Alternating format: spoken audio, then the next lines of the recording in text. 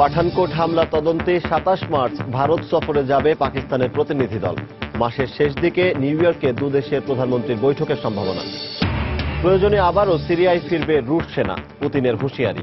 আসাদকে বিচারের মুখোমুখি হতে হবে, মন্তব্য ব্রিটেনের। উত্তর কোরিয়ার নতুন করে ক্ষেপণাস্ত্র পরীক্ষার তীব্র নিন্দা ওয়াশিংটন ও সিউলের। আন্তর্জাতিক সম্প্রদায়কে উপযুক্ত ব্যবস্থা নেওয়ার আহ্বান জাপানের। এবং ট্রাম্পের মনোনয়ন ঠেকানোর সময় এখনো আছে, জানালেন রুবিও। ট্রাম্পের নির্বাচনী তথ্য হাতিয়ে নেওয়ার প্রতিজ্ঞা হ্যাকার গ্রুপ অ্যানোনিমাসের।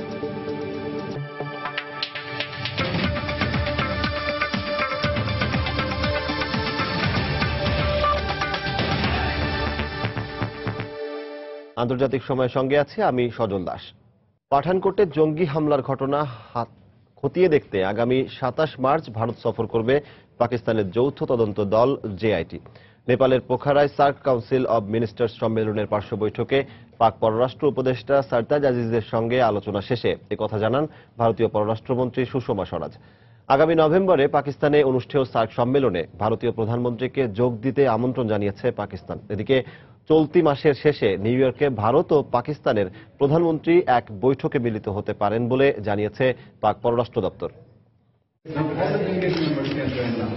বৃহস্পতিবার দক্ষিণ এশীয় আঞ্চলিক সহযোগিতা সংস্থা সার্কের পররাষ্ট্রমন্ত্রী পর্যায়ের সম্মেলনের পার্শ্ব বৈঠকে মিলিত হন ভারতীয় পররাষ্ট্রমন্ত্রী ও পাক পররাষ্ট্র উপদেষ্টা। আগামী নভেম্বরে পাকিস্তানে অনুষ্ঠেয় ১৯তম সার্ক সম্মেলনে ভারতীয় প্রধানমন্ত্রীকে যোগ দিতে সুষমা স্বরাজের হাতে আমন্ত্রণ পত্র তুলে দেন সারতাজ আজিজ।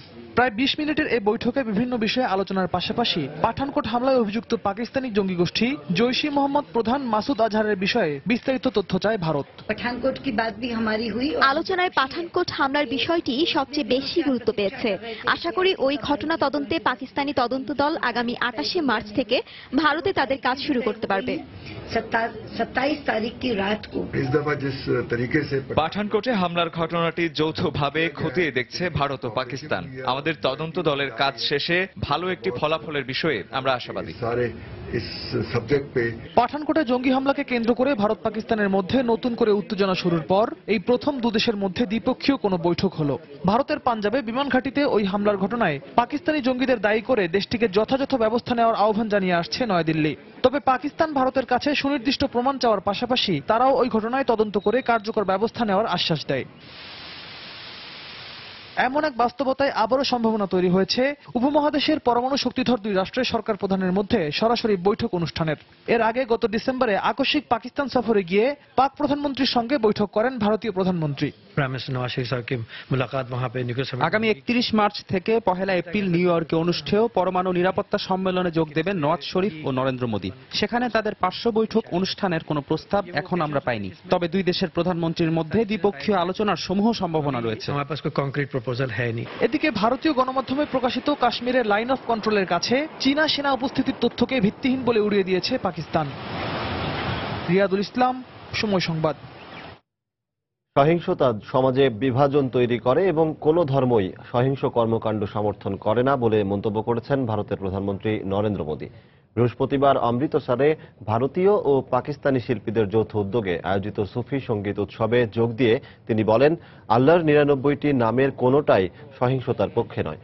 বর্তমান সমাজে অসুস্থতার মতো ছড়িয়ে পড়া সহিংসতা ও উগ্রবাদের বিরুদ্ধে মানসিক শক্তি বাড়াতে সুফি সঙ্গীতের গুরুত্বের কথা তুলে ধরে মোদী বলেন, উগ্রবাদ দমনে সবাইকে এক হয়ে লড়াই করতে হবে। ভারত পাকিস্তান শান্তিপূর্ণ সম্পর্ক গড়ে তোলার ক্ষেত্রে এই সুফি সঙ্গীত উৎসব ভূমিকা রাখবে বলেও আশাবাদ ব্যক্ত করেন ভারতীয় প্রধানমন্ত্রী।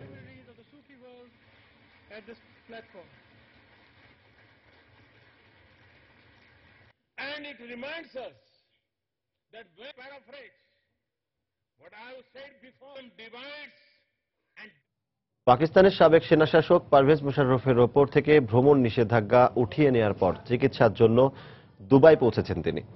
বুধবার তার ওপর থেকে এই নিষেধাজ্ঞা উঠিয়ে নেন আদালত। দুবাইয়ের উদ্দেশ্যে রওনা দেওয়ার আগে বিমানবন্দরে মোশাররফ বলেন, চিকিৎসা শেষে দেশে ফিরে আসার পর তার বিরুদ্ধে বাকি মামলার কাজ শুরু করতে পারে কর্তৃপক্ষ। ২০০৭ সালে পাকিস্তানে জরুরি অবস্থা জারি ও সাবেক প্রধানমন্ত্রী বেনজির ভুট্টো হত্যা মামলায় অভিযুক্ত তিনি। ২০০৮ সাল পর্যন্ত পাকিস্তানের প্রেসিডেন্টের দায়িত্ব পালন করেন সাবেক এই সেনাপ্রধান। এরপর তিনি বেশ কিছুদিন লন্ডন ও দুবাইয়ে কাটান। 2013 সালে আবার দেশে ফিরে আসার পর তার বিরুদ্ধে ওই নিষেধাজ্ঞা জারি করা হয়। প্রয়োজন মনে করলে আবারও যে কোনো সময় সিরিয়ায় রুশ সেনা মোতায়েনের হুঁশিয়ারি উচ্চারণ করেছেন প্রেসিডেন্ট ভ্লাদিমির পুতিন। শান্তি প্রক্রিয়াকে ব্যাহত করে এমন যে কোনো পরিস্থিতি মোকাবেলায় রাশিয়া প্রস্তুত বলেও জানান তিনি। এই অবস্থায় সিরীয় সরকারের বিরুদ্ধে মানবাধিকার লঙ্ঘনের অভিযোগ এনে প্রেসিডেন্ট আসাদকে বিচারের মুখোমুখি হতে হবে বলে মন্তব্য করেছে ব্রিটেন। এদিকে সিরিয়ার উত্তরাঞ্চলকে দেশটির কুর্দিদের স্বায়ত্তশাসিত অঞ্চল হিসেবে ঘোষণাকে অবৈধ এবং একে কোনোভাবেই মেনে নেওয়া যায় না বলে জানিয়েছে আসাদ বিরোধী জোট এইচএনসি। চলতি সপ্তাহে জেনেভা শান্তি আলোচনা শুরুর দুদিন পর থেকেই সিরিয়া ছাড়তে শুরু করে রুশ সামরিক বাহিনীর সদস্যরা। এর মধ্যেই বৃহস্পতিবার রাশিয়ার প্রেসিডেন্ট ভ্লাদিমির পুতিন ঘোষণা দিলেন, সিরিয়া পরিস্থিতির অবনতি হলে কয়েক ঘন্টার ব্যবধানে আবারও মোতায়েন করা হতে পারে সেনাদের। সিরিয়ার সামরিক হস্তক্ষেপ আমরাও চাই না, কিন্তু শান্তি প্রক্রিয়াকে এগিয়ে নিতে দেশটির সরকার ও বিরোধী পক্ষ যদি ন্যূনতম সদিচ্ছা না দেখায়, তবে আবারও আমাদের তাই করতে হবে। কারণ সামরিক হস্তক্ষেপ ছাড়াও যুক্তরাষ্ট্র সহ সিরিয়ার সংশ্লিষ্ট পক্ষগুলোর সঙ্গে সমন্বয় করে শান্তি আলোচনার পরিবেশ তৈরি করেছি। এর মধ্যেই সিরিয়ায় নিযুক্ত ব্রিটেনের রাষ্ট্রদূত গ্যারেথ বেইলি অভিযোগ করেছেন, প্রেসিডেন্ট আসাদ রাষ্ট্র পরিচালনায় পুরোপুরি ব্যর্থ হয়েছেন। জেনেভায় জাতিসংঘের সিরিয়া বিষয়ক এক আলোকচিত্র প্রদর্শনীতে তিনি বলেন, যুদ্ধবিরতি শুরুর পর সিরিয়ার বেশিরভাগ এলাকাতেই শান্তি ফিরে এসেছে। Justice focuses most specifically, of course, on Bashar al-Assad. সিরিয়ায় নিজ বেসামরিক জনগণের উপর নির্যাতন ও অত্যাচার চালিয়ে প্রেসিডেন্ট আসাদ সুস্পষ্টভাবেই মানবাধিকার লঙ্ঘন করেছেন। এর ভুরি ভুরি প্রমাণ রয়েছে। তাকে অবশ্যই বিচারের মুখোমুখি হতে হবে। আশা করি আন্তর্জাতিক সম্প্রদায় এ ব্যাপারে কার্যকর পদক্ষেপ নেবে। এ অবস্থায় আসাদ বিরোধীদের জোট এইচএনসি জানিয়েছে, কুর্দিদের স্বায়ত্তশাসিত অঞ্চল ঘোষণাকে কোনো মতেই মেনে নেবে না সিরীয় জনগণ। জেনেভায় এক সংবাদ সম্মেলনে একথা বলেন জোটের সদস্য জর্জ সাবরা। তাদের দাবি সম্পূর্ণ অবৈধ, কারণ ভবিষ্যতে সিরিয়া কেমন হবে তা নির্ধারণ করার অধিকার একমাত্র সিরিয়া জনগণেরই রয়েছে। তাছাড়া আন্তর্জাতিক সম্প্রদায়ও এর বিরোধিতা করছে। এটা পুরোপুরি স্বেচ্ছাচারী আচরণের শামিল। বৃহস্পতিবার কয়েকটি গণমাধ্যমে কুর্দিরা সিরিয়ার উত্তরাঞ্চলে তাদের নিয়ন্ত্রিত এলাকায় স্বায়ত্তশাসন ঘোষণা করেছে বলে খবর প্রচারিত হয়। পরে আনুষ্ঠানিকভাবে আলেপ্পো প্রদেশের আফরিন, কোবানে ও হাসাকা প্রদেশের জাজিরা এলাকা নিয়ে স্বায়ত্তশাসিত প্রদেশের ঘোষণা দেয় কুর্দিরা। জেনেভায় চলমান শান্তি আলোচনায় কুর্দি প্রতিনিধিদের অন্তর্ভুক্ত না করায় এই স্বায়ত্তশাসনের ঘোষণা বলেও জানায় তারা। অবশ্য সিরীয় সরকার তাদের দাবি নাকচ করে দিয়েছে। রঞ্জন শুভ্র, সময় সংবাদ। জঙ্গি গোষ্ঠী আইএস এর সদস্যরা ইয়াজিদি খ্রিস্টান ও শিয়া মুসলিমদের ওপর গণহত্যা চালিয়েছে বলে দাবি করেছেন মার্কিন পররাষ্ট্রমন্ত্রী জন কেরি। এই গণহত্যার সঙ্গে জড়িতদের বিরুদ্ধে আন্তর্জাতিক নিরপেক্ষ তদন্তের আহ্বান জানিয়েছেন তিনি বলেন, সিরিয়া ও ইরাকের বিভিন্ন এলাকায় আইএস মানবতা বিরোধী অপরাধ করছে। এসব অপরাধের কথা উল্লেখ করা গুরুত্বপূর্ণ, কিন্তু তার চেয়ে গুরুত্বপূর্ণ হচ্ছে এসব সন্ত্রাসের কার্যক্রম বন্ধ করা। তবে আইএস এলাকাগুলোতে প্রবেশ অবাধ না হওয়ায় যুক্তরাষ্ট্র তাদের নৃশংসতা সম্পূর্ণ তথ্য পায়নি বলে স্বীকার করে কেরি বলেন, যুক্তরাষ্ট্র দ্রুত তাদের নির্মূলে কাজ শুরু করবে। আইএসকে সমর্থন দেওয়ার অভিযোগে এক মার্কিন নাগরিককে প্রায় 23 বছর কারাদণ্ড দিয়েছেন নিউ ইয়র্কের আদালত। রয়টার্স জানিয়েছে, 32 বছর বয়সী মুফিদ এলফোঘিকে এফবিআই স্ট্রিং অপারেশনের মাধ্যমে 2013 সালে গ্রেফতার করে। আদালতে শুনানি চলার সময়ে এফবিআই জানায়, মুফিদ মার্কিন সেনা এবং শিয়াদের হত্যা করতে চেয়েছিল। এছাড়া তিনি সহ আরও 2 জন সিরিয়ায় যাওয়ার জন্য প্রস্তুতি নিচ্ছিল। মুফিদ ফেসবুক এবং হোয়াটসঅ্যাপের মাধ্যমে আইএস এর সঙ্গে যোগাযোগ করত।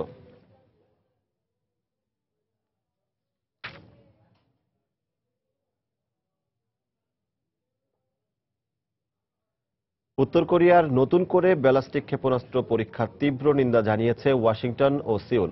উত্তরের এ ধরনের কর্মকাণ্ডের ফলে কোরীয় উপদ্বীপে শান্তি ও স্থিতিশীলতা নষ্ট হচ্ছে বলে জানিয়েছে দক্ষিণ কোরিয়া। পিয়ংইয়ংয়ের ধ্বংসাত্মক কর্মকাণ্ডের বিরুদ্ধে আন্তর্জাতিক সম্প্রদায়কে উপযুক্ত ব্যবস্থা নেওয়ার আহ্বান জানিয়েছেন জাপানের প্রধানমন্ত্রী শিনজো আবে। এদিকে উত্তর কোরিয়ার ওপর যুক্তরাষ্ট্রের নতুন নিষেধাজ্ঞা আরোপের সমালোচনা করেছে চীন। যুক্তরাষ্ট্রের নতুন নিষেধাজ্ঞা সম্প্রসারণের ঘোষণার একদিনের ব্যবধানে আবারও ব্যালিস্টিক ক্ষেপণাস্ত্র পরীক্ষা চালালো উত্তর কোরিয়া। বৃহস্পতিবার তারা রাজধানী পিয়ংইয়ং থেকে জাপান সাগরের পূর্ব উপকূলে এই ক্ষেপণাস্ত্র ছোড়ে বলে জানিয়েছে সিউল ও ওয়াশিংটন। মধ্যপাল্লার এই ক্ষেপণাস্ত্রটি 800 কিলোমিটার দূরের লক্ষ্যবস্তুতে আঘাত হানতে সক্ষম বলেও জানায় তারা। নতুন করে এই ক্ষেপণাস্ত্র উৎক্ষেপণকে পুরো বিশ্বের জন্য হুমকি বলে উল্লেখ করেছে যুক্তরাষ্ট্র ও দক্ষিণ কোরিয়া। মার্কিন পররাষ্ট্র মন্ত্রণালয়ের মুখপাত্র জন কার্বি জানান, উত্তর কোরিয়ার কর্মকাণ্ডের প্রতি গভীর নজরদারি করছে তারা। আর সিউলের অভিযোগ, নিজ দেশের ভবিষ্যতের তোয়াক্কা না করে ক্ষেপণাস্ত্র বানানোর মতো ব্যয়বহুল ও ধ্বংসাত্মক কর্মকাণ্ড চালিয়ে দুই কোরিয়ার মধ্যে সম্পর্ক আরও খারাপ করছে তারা। উত্তর কোরিয়ার উচিত নিজ দেশের মানুষের জীবনমান উন্নয়নে ব্যয় বাড়ানো। নিজেদের স্বার্থেই দুই কোরিয়ার সম্পর্ক উন্নয়নের চেষ্টা করা উচিত তাদের। তা না করে নানাভাবে যুদ্ধ পরিস্থিতি সৃষ্টি করে নিজেদের দুর্যোগ ডেকে আনছে তারা। নতুন করে জাপান সাগরে ক্ষেপণাস্ত্র পরীক্ষার ঘটনায় গভীর উদ্বেগ প্রকাশ করেছেন দেশটির প্রধানমন্ত্রী। উত্তর কোরিয়াকে অবশ্যই জাতিসংঘ আরোপিত বাধ্যবাধকতার প্রতি শ্রদ্ধাশীল থাকতে হবে। তাদের বুঝতে হবে এই ধরনের কর্মকাণ্ডের মধ্য দিয়ে শুধু কোরীয় উপদ্বীপ নয়, পুরো বিশ্বে উত্তেজনা ছড়িয়ে পড়তে পারে। এ বিষয়ে আমি আন্তর্জাতিক মহলেরও দৃষ্টি আকর্ষণ করছি। তবে চীন বলছে, এই সময়ে পিয়ংইয়ং এর উপর নিষেধাজ্ঞা সম্প্রসারণ করা যুক্তরাষ্ট্রের মোটেও উচিত হয়নি। কয়েক সপ্তাহ আগেই জাতিসংঘ নিরাপত্তা পরিষদে নিষেধাজ্ঞা আরোপের পর তার জবাব হিসেবে ক্ষেপণাস্ত্র পরীক্ষা চালায় উত্তর কোরিয়া। বর্তমানে কোরীয় উপদ্বীপে যে যুদ্ধ পরিস্থিতি সৃষ্টি হয়েছে তার মধ্যে পিয়ংইয়ং এর উপরে নিষেধাজ্ঞা সম্প্রসারণে উত্তেজনা আরও বাড়বে। এই যুদ্ধ পরিস্থিতির মধ্যে গতকালও কোরীয় সীমান্তে চলে সিউল ও ওয়াশিংটনের যৌথ সামরিক মহড়া। পিয়ংইয়ং এর পক্ষ থেকে যে কোনো ধরনের হুমকি মোকাবিলায় এই মহড়ার উদ্যোগ নেয় যুক্তরাষ্ট্র ও দক্ষিণ কোরিয়া। 20 মার্চ পর্যন্ত মহড়া চলবে বলে জানায় গণমাধ্যম। সঞ্জিদা ইসলাম, সময় সংবাদ। আন্তর্জাতিক সময় আরো দেখবেন, ইয়েমেনে সেনা অভিযান শিথিল করার ঘোষণা সৌদি জোটের। বিমান হামলায় শতাধিক বেসামরিক নাগরিক নিহতের ঘটনায় এই সিদ্ধান্ত জানালেন জোট মুখপাত্র। বাংলাদেশ ব্যাংকের রিজার্ভ থেকে চুরি যাওয়া অর্থ ফিলিপিন্সে আনার পেছনে কারা জড়িত সে বিষয়টি দ্রুতই বেরিয়ে আসবে বলে আশা প্রকাশ করেছেন ফিলিপিন্স সিনেটর সার্জিও ওসমেনা। ফিলিপিন্সে রেডিওতে দেয়া এক সাক্ষাৎকারে তিনি আরও বলেন, বৃহস্পতিবারের রুদ্ধদ্বার বৈঠকে মায়া সান্তোস দেগুইতোর কাছ থেকে পাওয়া তথ্যগুলো যথাসময়েই প্রকাশ করা হবে। এদিকে শিগগিরই প্রায় $2.25 লাখ বাংলাদেশকে ফেরত দেওয়ার কথা জানিয়েছে ফিলিপিন্সের বৈদেশিক মুদ্রা বিনিময়কারী প্রতিষ্ঠান ফিলরেম। বৃহস্পতিবার সিনেটের শুনানিতে অর্থ পাচারের ঘটনায় বাংলাদেশের কাছে ক্ষমা চেয়ে মুদ্রা বিনিময়ের লভ্যাংশ থেকে এ অর্থ ফেরত দেওয়ার কথা জানান প্রতিষ্ঠানটির প্রেসিডেন্ট সালুদ বাতিস্তা। বৃহস্পতিবারের সিনেট শুনানির এক্সিকিউটিভ সেশনের রুদ্ধদ্বার বৈঠকের পর বাংলাদেশের কেন্দ্রীয় ব্যাংকের রিজার্ভ ফিলিপিন্সে পাচারের কেলেঙ্কারিতে জড়িতদের বিষয়ে শিগগিরই বিস্তারিত তথ্য জানানো হবে বলে জানিয়েছেন ফিলিপিন্স সিনেটর সার্জিও ওসমেনা। মায়া রুদ্ধদ্বার বৈঠকে আমাদের যে তথ্য দিয়েছেন তাতে এটা নিশ্চিত হয়েছে যে অর্থ কেলেঙ্কারির কাজটা কারো একার না, কয়েকটি চক্র অর্থ পাচারের এই কাজের সাথে জড়িত। মায়ের দেওয়া তথ্যগুলো সময় মতোই প্রকাশ করব, তবে আমরা সত্যের খুব কাছাকাছি পৌঁছে গেছি। এদিকে আরসিবিসি ব্যাংকের জুপিটার শাখার ব্যবস্থাপক মায়া দেগুইতোর পক্ষে বৃহস্পতিবারের সিনেটে শুনানিতে এবার সাফাই গিয়েছেন তার আইনজীবী ফার্দিনান্দ টোপাইকো। তিনি দাবি করছেন 5 ফেব্রুয়ারি জুপিটার শাখার ব্যবস্থাপক মায়া দেগুইতোর ব্যক্তিগত গাড়িতে প্রায় 2 কোটি পেসো সরিয়ে নেওয়ার সময় ব্যাংকের উল্টো দিকের রাস্তায় উইলিয়াম সোগোর ব্যক্তিগত গাড়িটি পার্ক করা ছিল। এছাড়াও আরসিবিসি ব্যাংকের জুপিটার শাখার ঊর্ধ্বতন কর্মকর্তারা এই পাচারের সঙ্গে জড়িত বলেও অভিযোগ করেছেন ফার্দিনান্দ টোপাইকো। আমরা দ্রুতই $2,30,000 বাংলাদেশকে ফেরত দেব, কারণ আমরা এমন কোনো উৎস থেকে মুনাফা করতে চাই না যেটা নিয়ে প্রশ্ন উঠবে। এতে আমাদের প্রতিষ্ঠানের বিশ্বাসযোগ্যতা নষ্ট হবে। আমরা প্রমাণ করতে চাই অবৈধ লেনদেনের সাথে ফিলরেম সম্পৃক্ত না। এদিকে বাংলাদেশ ব্যাংকের রিজার্ভের অর্থ হ্যাকিং এর ঘটনায় ভাবমূর্তি সংকটে পড়েছে ফিলিপিন্সের রিজাল কমার্শিয়াল ব্যাংকিং কর্পোরেশন। আরসিবিসি ব্যাংকের জুপিটার শাখার সাবেক কাস্টমার সার্ভিস শাখার প্রধান রুমায়াদো আগারদো শুনানিতে মায়ের বিরুদ্ধে ব্যক্তিগত গাড়ি দিয়ে অর্থ সরিয়ে নেওয়ার কথা জানানোর পর দায়িত্ব থেকে অব্যাহতি দেওয়া হয় মায়া দেগুইতোকে। তবে আরও আগেই কেন তাকে অব্যাহতি দেওয়া হলো না এ বিষয়ে সিনেটে প্রশ্নবিদ্ধ হন আরসিবিসির প্রধান নির্বাহী লরেন্সো তান। ঈশিতা ব্রহ্ম, সময় সংবাদ। মার্কিন প্রেসিডেন্ট নির্বাচনে রিপাবলিকান দল থেকে ট্রাম্পের মনোনয়ন ঠেকাতে এখনো যথেষ্ট সময় আছে বলে জানিয়েছেন মনোনয়ন দৌড় থেকে সদ্য সরে দাঁড়ানো Florida senator Marco Rubio. Trump মনোনয়ন পেলে রিপাবলিকানদের মধ্যে বিভাজন সৃষ্টির পাশাপাশি প্রেসিডেন্ট নির্বাচনেও নেতিবাচক প্রভাব ফেলবে বলে মনে করেন তিনি। এদিকে ট্রাম্পের নির্বাচনী তথ্য ভাণ্ডারে হানা দিয়ে বেশ কিছু গোপন তথ্য হাতিয়ে নেওয়ার ঘোষণা দিয়েছে হ্যাকার গ্রুপ অ্যানোনিমাস। গত সপ্তাহে রিপাবলিকান মনোনয়ন প্রত্যাশী ট্রাম্পের প্রচারণা র্যালিতে হট্টগোল নিয়ে যুক্তরাষ্ট্র জুড়ে তোলপাড় চলছে। প্রচারণা র্যালিতে হাঙ্গামা সৃষ্টির অভিযোগে নর্থ ক্যারোলাইনায় 5 জন শেরিফকে সাময়িক বরখাস্ত করেছে কর্তৃপক্ষ। ভিডিও ফুটেজে দেখা গেছে সেদিনের র্যালিতে কয়েকজনকে মারধর করছেন এই পুলিশ কর্মকর্তারা।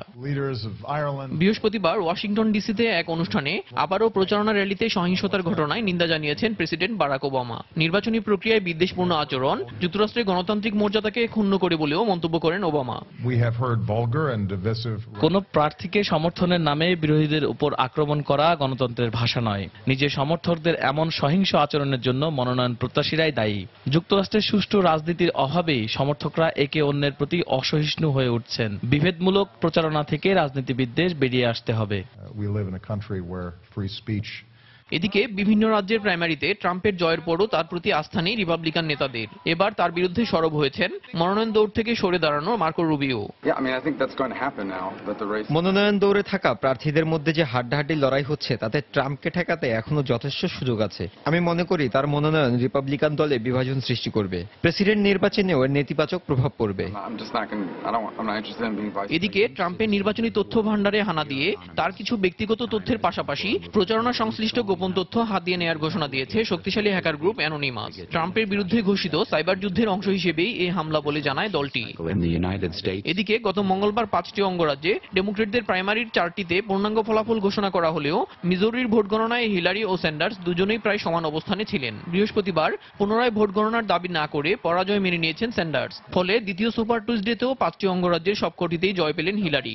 এখনও অনেক রাজ্যের প্রাইমারি বাকি থাকলেও 1606 ডেলিগেট ঝুলিতে পুরে মনোনয়নের জন্য প্রয়োজনীয় ডেলিগেট সংখ্যার খুব কাছাকাছি অবস্থান করছেন হিলারি। প্রয়োজনীয় 2383 ডেলিগেটের বিপরীতে স্যান্ডার্স পেয়েছেন 851 ডেলিগেট। দেলোয়ার হোসেন, সময় সংবাদ। ফিলিস্তিনি ভূখণ্ডে ইসরায়েলি বসতি সম্প্রসারণ মধ্যপ্রাচ্যে শান্তি প্রতিষ্ঠার পথে বাধা হয়ে দাঁড়াচ্ছে বলে জানিয়েছে ইউরোপীয় ইউনিয়ন।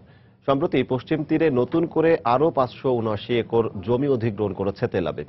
এর ফলে দ্বিরাষ্ট্র সমাধান প্রস্তাবনার বাস্তবায়ন অনিশ্চিত হয়ে পড়ছে বলে ইইউর এক বিবৃতিতে বলা হয়। অধিকৃত অঞ্চলে আন্দোলনরত ফিলিস্তিনিদের আটক ও তাদের ঘরবাড়ি উচ্ছেদেরও তীব্র নিন্দা জানানো হয় ওই বিবৃতিতে। এর আগে বুধবার ফিলিস্তিনি ভূখণ্ডে নতুন করে জমি দখলের ঘটনায় গভীর উদ্বেগ জানিয়েছে ফ্রান্স। এটি আন্তর্জাতিক আইনের লঙ্ঘন বলেও উল্লেখ করে তারা।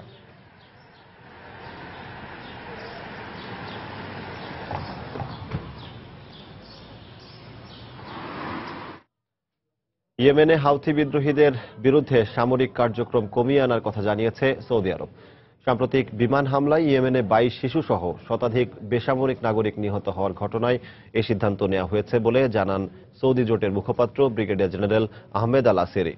সম্প্রতি দেশটির হাজ্জা প্রদেশের হাউথি অধ্যুষিত মুস্তাবা জেলার একটি বাজারে 2 দফা বিমান হামলা চালায় সৌদি জোট। এ ঘটনাকে মানবতার বিরুদ্ধে হামলা আখ্যা দিয়ে জাতিসংঘ এর সুষ্ঠু তদন্তের আহ্বান জানায়। তবে বিদ্রোহীদের বিরুদ্ধে অভিযান চালিয়ে যেতে সৌদি জোট ইয়েমেনের সেনাবাহিনীকে আকাশপথে অস্ত্র সহায়তা দেয়া অব্যাহত রাখবে। সেই সঙ্গে ইয়েমেনের সেনাদের প্রশিক্ষণ দেওয়ার কথাও জানান তিনি। আসিরি বলেন, ইয়েমেনের সেনা ও নিরাপত্তা বাহিনীকে শক্তিশালী করার মাধ্যমে দেশটিতে আইনের শাসন প্রতিষ্ঠার লক্ষ্যেই তার দেশ এ সিদ্ধান্ত নিয়েছে। এদিকে ইয়েমেনের এ সিদ্ধান্তকে স্বাগত জানিয়েছে যুক্তরাষ্ট্র। নাইজেরিয়ার জঙ্গি গোষ্ঠী বোকো হারামের 89 জঙ্গিকে দোষী সাব্যস্ত করে মৃত্যুদণ্ডাদেশ দিয়েছেন ক্যামেরুনের সামরিক আদালত। এই 89 জনের বিরুদ্ধে নাইজেরিয়ার সীমান্ত ঘেঁষা ক্যামেরুনের উত্তরাঞ্চলীয় বেশ কয়েকটি এলাকায় হামলা ও সন্ত্রাসী অভিযান চালানোর অভিযোগ রয়েছে। ক্যামেরুনে 2014 সালে পাশ হওয়া সন্ত্রাস বিরোধী আইনের আওতায় এই প্রথম দায়ীদের বিরুদ্ধে সর্বোচ্চ শাস্তির আদেশ দেওয়া হলো। ক্যামেরুনে সন্ত্রাস বিরোধী অভিযানে এ পর্যন্ত বোকো হারাম জঙ্গি সন্দেহে 850 জনকে আটক করেছে নিরাপত্তা বাহিনী। বাকিদের দ্রুত বিচারের আওতায় আনা হবে বলেও জানায় কর্তৃপক্ষ। এদিকে সন্ত্রাস বিরোধী আইন থেকে মৃত্যুদণ্ডের বিধান বাতিল করার দাবি জানায় স্থানীয় মানবাধিকার সংস্থা। গত বছর আঞ্চলিক শান্তিরক্ষী বাহিনীতে ক্যামেরুন যোগ দিলে সন্ত্রাসীরা দফায় দফায় হামলা চালায়।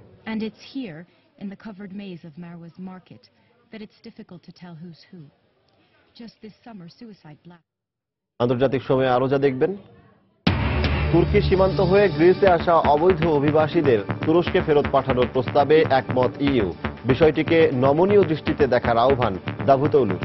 ভারতে অবৈধ কিডনি ব্যবসার সঙ্গে জড়িত থাকার অভিযোগে 3 জনকে গ্রেফতার করেছে পুলিশ। পশ্চিমাঞ্চলীয় গুজরাট থেকে তাদের গ্রেফতার করা হয়।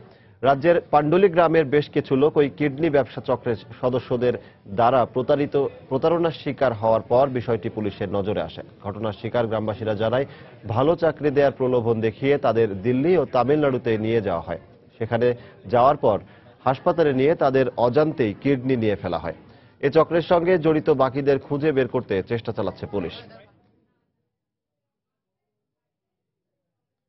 জ্বালানি তেলের দাম বৃদ্ধির প্রতিবাদে ভারতে বিক্ষোভ করেছে বিরোধী দল কংগ্রেসের সমর্থকরা।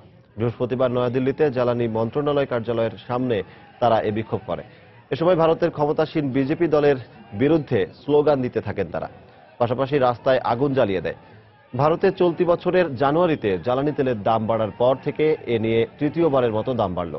বিক্ষোভকারীদের অভিযোগ, আন্তর্জাতিক বাজারে জ্বালানি তেলের দাম কমলেও ভারতের বর্তমান সরকার ক্রমাগত দাম বাড়াচ্ছে। তুর্কি সীমান্ত হয়ে গ্রিসে আসা অবৈধ অভিবাসীদের তুরস্কে ফেরত পাঠানোর প্রস্তাবের বিষয়ে একমত হয়েছে ইউরোপীয় ইউনিয়ন। শুক্রবার প্রস্তাবটি অনুমোদনের জন্য তুরস্কে পাঠানো হবে বলে জানায় গণমাধ্যম। তুরস্ক ইইউর মধ্যকার এ চুক্তি বাস্তবায়ন হলে অভিবাসীদের ফেরত নেয়ার বিনিময়ে আর্থিক সহায়তার পাশাপাশি সেনজেন চুক্তির সুযোগ সুবিধা পেতে পারে আঙ্কারা। তবে তুরস্কের বেঁধে দেয়া শর্তের বিষয়ে ইউরোপীয় নেতাদের মতবিরোধ কাটেনি জানিয়ে তুর্কি প্রধানমন্ত্রী আহমেদ দাভুতোগলু জোটকে নমনীয় ভূমিকা পালনের আহ্বান জানিয়েছেন। বৃহস্পতিবার গ্রিসের লেসবস দ্বীপের মরিয়া শরণার্থী শিবিরে পরিদর্শনে যান হলিউড অভিনেত্রী ও জাতিসংঘের বিশেষ দূত অ্যাঞ্জেলিনা জোলি। শিবিরটিতে দিনের পর দিন আটকে থাকা অভিবাসীরা তাকে দেখে উচ্ছ্বসিত হয়ে ওঠে। দুদিনের এ সফরে শরণার্থীদের পরিস্থিতি পর্যবেক্ষণের পাশাপাশি জোলি তাদের জীবনমান উন্নয়নের বিষয়ে স্থানীয় সরকারের সঙ্গে আলোচনা করবেন। ইউরোপের বিভিন্ন দেশ তাদের প্রবেশ মুখ বন্ধ করে দেয়ায় গ্রিস উপকূলে আটকে আছে অন্তত ৪৫ লাখ অভিবাসী। মেসিডোনিয়ার সীমান্ত ঘেঁষা ইডোমিনি শহরে মানবিক বিপর্যয়ের মুখে পড়েছে আরও ১৪,০০০ মানুষ। অভিবাসীদের এ স্রোত ঠেকাতে দুদিনব্যাপী সম্মেলনে অংশ নিতে বৃহস্পতিবার বেলজিয়ামের ব্রাসেলসে জড়ো হন ইউরোপীয় ইউনিয়নের নেতারা। এদিন তারা অভিবাসীদের গ্রিস থেকে তুরস্কে পাঠাতে সমন্বিত উদ্যোগ নেওয়ার বিষয়ে একমত হন। ইইউ কাউন্সিলের বৈঠকের আগেই প্রস্তাবটি অনুমোদনের জন্য তুরস্কের প্রধানমন্ত্রী আহমেদ দাভুতোগলুর কাছে পাঠানো হবে। প্রস্তাবের বিষয়ে তুরস্কের সিদ্ধান্তের উপরই নির্ভর করবে পরবর্তী পদক্ষেপ কি হবে। তুরস্ক ও জোটের স্বার্থে ভারসাম্য রেখে আমরা একটি ফলপ্রসূ আলোচনা চালিয়ে যাচ্ছি। আমাদের দ্রুত সিদ্ধান্ত নিয়ে কাজে নেমে পড়তে হবে। ইউরোপে ভিসামুক্ত ভ্রমণের বিষয়ে তুরস্ক যে শর্ত জুড়ে দিয়েছে সেই বিষয়েও জোট কাজ করে যাচ্ছে। তুরস্কের জুড়ে দেওয়া শর্ত পূরণের বিষয়ে ইইউ নেতাদের মতবিরোধ কাটেনি বলে জানান তুরস্কের প্রধানমন্ত্রী আহমেদ দাভুতোগলু। এক্ষেত্রে তিনি ইইউকে দুপক্ষের স্বার্থের দিকটি বিবেচনার আহ্বান জানান। অভিবাসী ইস্যুতে তুরস্ককে কি কি সমস্যার মুখে পড়তে হচ্ছে তা কারো অজানা নয়। এক্ষেত্রে ইইউ নমনীয় না হলে আলোচনার সফলতা মুখ কিভাবে দেখবে? ইইউর প্রস্তাব অনুযায়ী তুরস্ক যে সংখ্যক অবৈধ অভিবাসীকে নিজ দেশে আশ্রয় দেবে, ঠিক সেই সংখ্যক শরণার্থীদের ইউরোপে পাঠাবে। তুরস্ককে আমরা অভিবাসীদের জেলখানা বানাবো না। তুরস্কের সঙ্গে চুক্তির মধ্যে দিয়ে ইউরোপ শরণার্থী সমস্যার দায় এড়াতে চাইছে বলে অভিযোগ করেছে অ্যামনেস্টি ইন্টারন্যাশনাল। আন্তর্জাতিক মানবাধিকার সংস্থাটির কর্মীরা ব্রাসেলসের ইইউ সম্মেলন ভবনের বাইরে লাইফ জ্যাকেটে বিভিন্ন স্লোগান লিখে প্রতীকী বিক্ষোভ করে। সঞ্জনা চৌধুরী, সময় সংবাদ। ব্রাজিলের প্রেসিডেন্ট দিলমা রুসেফের চিফ অব স্টাফের দায়িত্ব পাওয়া দেশটির সাবেক প্রেসিডেন্ট লুইস ইনাসিও লুলা দা সিলভার নিয়োগ বাতিলের নির্দেশ দিয়েছেন বিচার বিভাগ। অপারেশন কারওয়াশ নামে অর্থ আত্মসাতের তদন্ত অভিযান থেকে লুলাকে রক্ষা করতে এই পদক্ষেপ নেওয়া হয়েছে বলে জানান বিচারক ইতাগিবা কাতা প্রেতা নেতো। তবে নির্দেশটি কার্যকর করতে হাইকোর্টের চূড়ান্ত অনুমোদনের প্রয়োজন। তার আগ পর্যন্ত লুলা তার পদে বহাল থাকবেন। এদিকে রুসেফের এই সিদ্ধান্তের প্রতিবাদে এদিন রিও দি জেনেরিও সহ বিভিন্ন শহরে বিক্ষোভ করে হাজার হাজার মানুষ। রুসেফের দাবি, দলকে শক্তিশালী করতেই তিনি লুলার মতো দক্ষ ও অভিজ্ঞ নেতাকে নিয়োগ দিয়েছেন।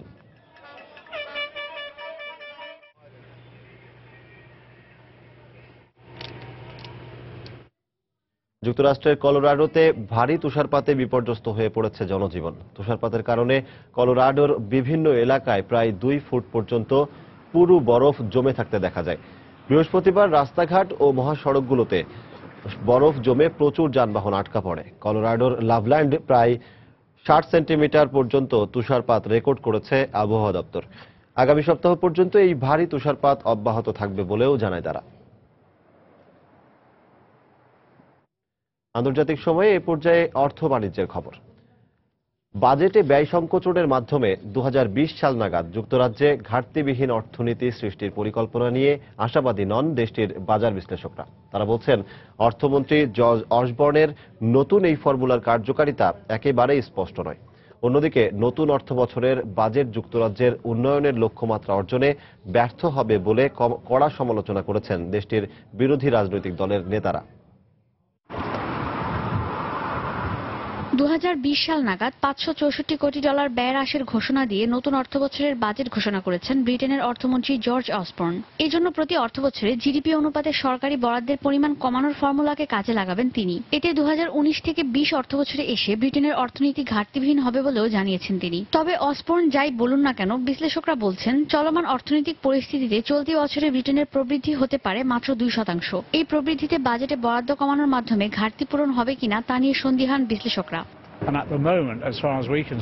2019-20 অর্থ বছরের মধ্যে 3200 কোটি পাউন্ডের ঘাটতি মেটানোর প্রতিশ্রুতি দিয়েছেন অসবর্ন, কিন্তু কি করে বাজেটের এই নীতি কাজ করবে তা আমার কাছে স্পষ্ট নয়। এদিকে অসবর্নের ব্যয় সংকোচন নীতির কঠোর সমালোচনা করছেন রাজনৈতিক দলের নেতারা। আমার বিশ্লেষণ বলছে অসবর্ন যুক্তরাজ্যের প্রবৃদ্ধি, উৎপাদনশীলতা, বিনিয়োগ ও মজুরি খাতে নির্ধারিত লক্ষ্য অর্জনে ব্যর্থ হয়েছেন, যা আমাদের অর্থনীতিতে একটি বিশাল সমস্যা হয়ে দেখা দেবে।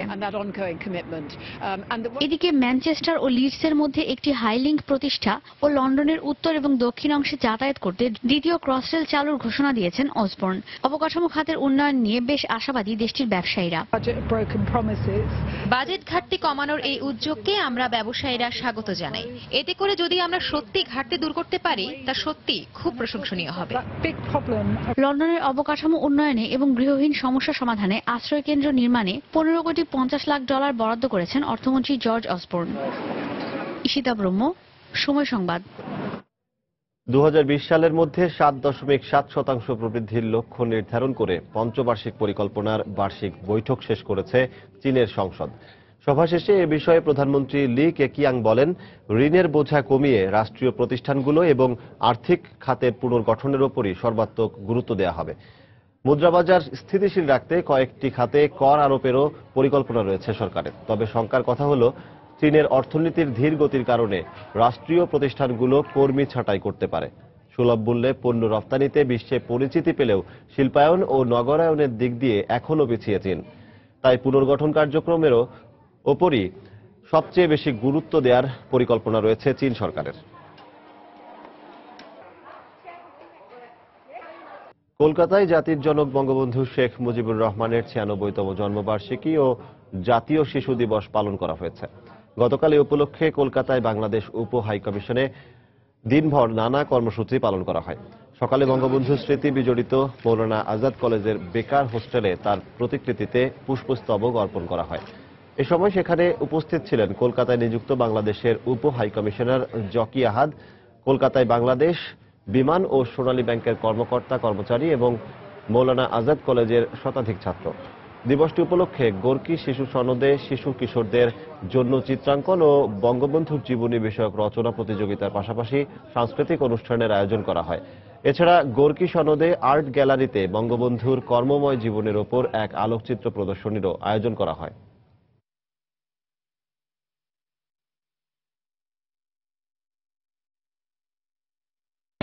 বঙ্গবন্ধুর মতো নেতা যদি পৃথিবীতে না আসতেন, আমাদের সন্দেহ আছে বাংলাদেশের অভ্যুদয় সম্ভব ছিল কিনা। বাঙালির ইতিহাস যতদিন থাকবে ততদিন সেই ইতিহাস জ্বলজ্বল করে মানুষের কাছে উদ্ভাসিত হবে। বঙ্গবন্ধু শেখ মুজিবুর রহমান তার পূর্ণ জন্মদিনে আমি তার প্রতি শ্রদ্ধা। বাংলাদেশের সঙ্গে সুসম্পর্কের অংশ হিসেবে ডিজেলবাহী একটি ট্রেন পাঠিয়েছে ভারত। বৃহস্পতিবার পশ্চিমবঙ্গের শিলিগুড়িতে ট্রেনটির যাত্রা উদ্বোধন করেন ভারতের জ্বালানি মন্ত্রী ধর্মেন্দ্র প্রধান। 42টি বগিতে হাই স্পিড ডিজেলবাহী ট্রেনটি শিলিগুড়ির নুমালীগড় থেকে যাত্রা শুরু করে শনিবার দিনাজপুরের পার্বতীপুর ডিপোতে পৌঁছাবে বলে আশা করা হচ্ছে। গত বছর ভারতের প্রধানমন্ত্রী নরেন্দ্র মোদীর বাংলাদেশ সফরে ভারত থেকে ডিজেল রপ্তানির চুক্তি হয়। এই প্রক্রিয়ার অংশ হিসেবেই বাংলাদেশে 2200 টন ডিজেল শুভেচ্ছা উপহার পাঠালো ভারত। বাংলাদেশে ডিজেল পাঠাতে 135 কিলোমিটার পাইপলাইন পাতার কাজ চলছে, যার 130 কিলোমিটার থাকবে বাংলাদেশে ও 5 কিলোমিটার থাকবে ভারতে। আগামী 20 বছর এ পাইপলাইন দিয়েই ডিজেল পাঠাবে ভারত। ভারতের উত্তরাঞ্চলীয় রাজ্য মথুরায় শুরু হয়েছে হিন্দুদের হোলি উৎসব। হোলি উৎসবে রঙের খেলায় মেতে উঠেছে মথুরা জনগণ। বিশ্বব্যাপী সুপরিচিত এই উৎসবের জন্য বছর ধরে অধীর আগ্রহে অপেক্ষা করে এই অঞ্চলের নাগরিক। প্রত্যেক বছর বসন্তের সময় এই উৎসব শুরু হয়ে সপ্তাহব্যাপী চলে। হোলি উৎসবকে সামনে রেখে প্রচুর মানুষ এই অঞ্চলে ঘুরতে আসেন। প্রচুর পরিমাণে রং, দুধ, দই, মিষ্টি এবং নাচ গানের মধ্য দিয়ে এই উৎসবের আয়োজন করা হয়। মথুরাবাসী জানালেন, এই উৎসবের মধ্য দিয়ে হিন্দুদের প্রধান দেবতা কৃষ্ণের আরাধনা করার পাশাপাশি বসন্তের শুভ আগমনী বার্তা সবার কাছে পৌঁছে দেওয়া হয়।